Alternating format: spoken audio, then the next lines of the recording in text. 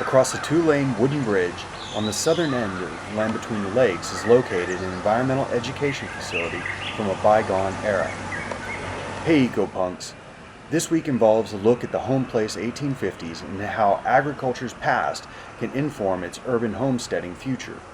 Cindy Earls talks about daily programs, trends in visitor attendance, and the goals of the Homeplace's educational programming.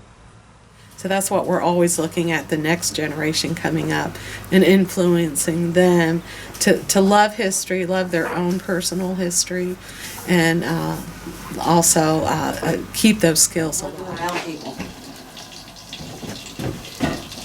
Just cooking dinner.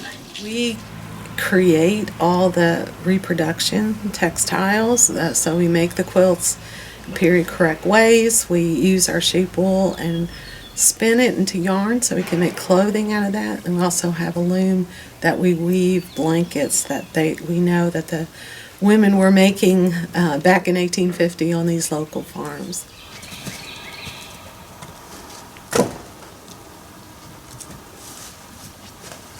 You see trends. I've been doing this for over 30 years, and you see trends in the population. And so, a lot of people think the kids nowadays aren't interested in the old things, but that's not true. A lot of people are really interested in producing their own food. Now, wanting to know how to do some of the primitive skills, like trapping. One of our interpreters does a trapping program with homemade traps, and the children are just fascinated by it, and so are the adults. But it's things like that as a museum, you want to start address people's interests to bring them out. This is a fully functioning homestead, complete with livestock and tools for accomplishing the daily tasks of farm life. Even the buildings, some moved to the site, are original to the 1850s era the Homeplace seeks to recreate.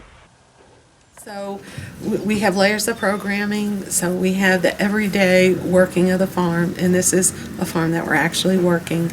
We plow with the mules, and we do use the oxen for pulling heavy loads. When we do our programming and our planning, we plan for those kinds of programs.